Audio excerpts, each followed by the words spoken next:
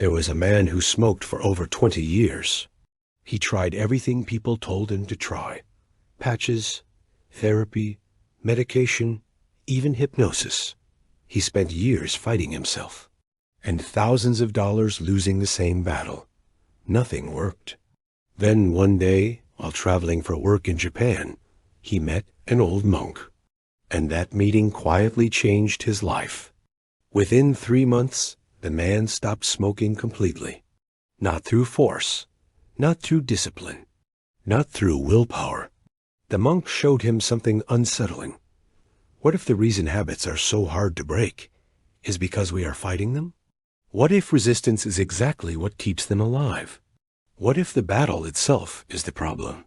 In the West, we treat habits like enemies. We declare war on them. We punish ourselves. We set extreme rules and impossible standards. January gym memberships. Digital detoxes that last 3 days.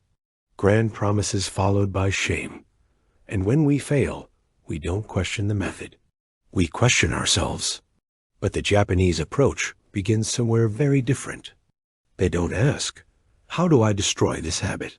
They ask, why did this habit appear in the first place? Because every habit, even destructive ones, began as a solution. Smoking once offered relief.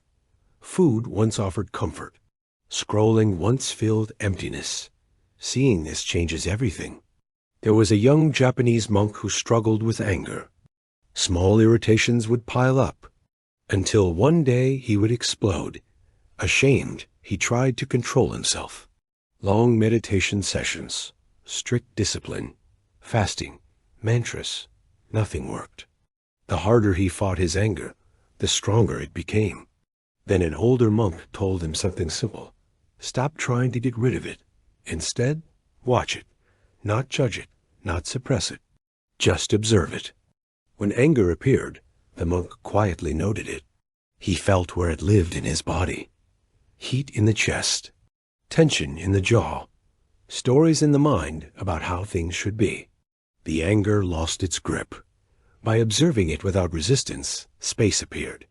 Anger could exist without controlling him. Soon it came less often, and when it did, it passed like a storm that knows it is temporary. This understanding lies at the heart of the Japanese approach. Nothing is permanent. Not emotions, not urges, not cravings. That desperate desire for a cigarette? It will pass. The urge to check your phone? It will fade. But most people treat cravings like emergencies. They either give in immediately or distract themselves desperately. Both approaches give the craving power. The Japanese suggest something else. Feel it fully. Stay with it, but don't act. Like sitting beside a friend who's upset, present, but not fixing. A businessman in Tokyo quit smoking this way. He didn't throw away his cigarettes.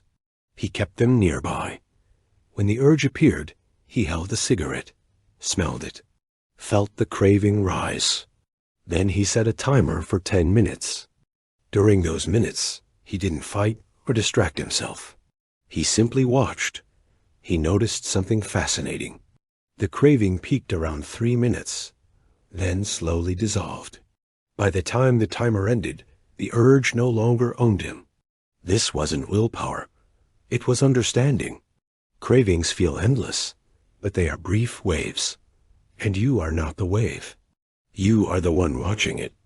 Western culture loves dramatic transformations. All or nothing. Total reinvention. New life by next Monday. But this mindset breaks people.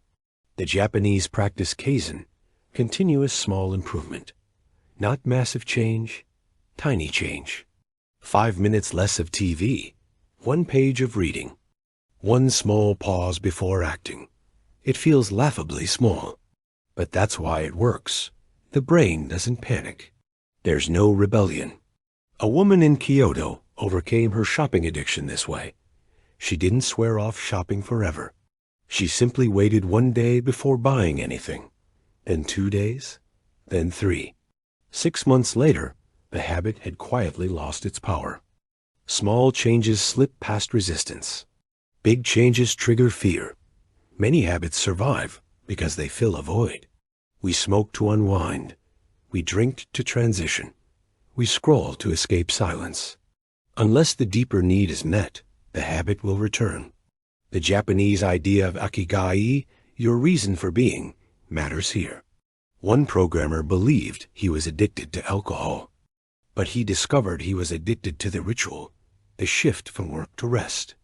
Once he created a new transition ritual, tea, quiet time, creativity, the pull of alcohol faded on its own. The habit wasn't removed. It became unnecessary. In the West, we use shame as motivation. We insult ourselves. We call ourselves weak. We punish mistakes. But shame doesn't create change. It creates cycles, an inner critic and an inner rebel, locked in endless conflict.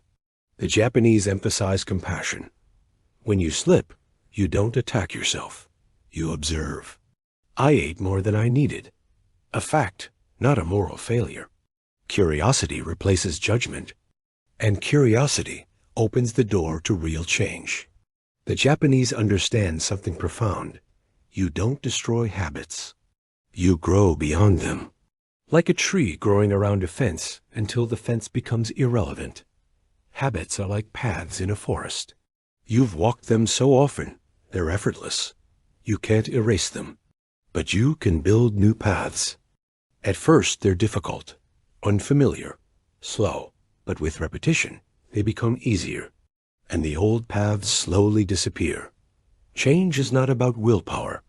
It's about repetition. You are not at war with yourself. You are not broken. You are not weak. Your habits are not enemies. They are signals, teachers, messages pointing toward unmet needs.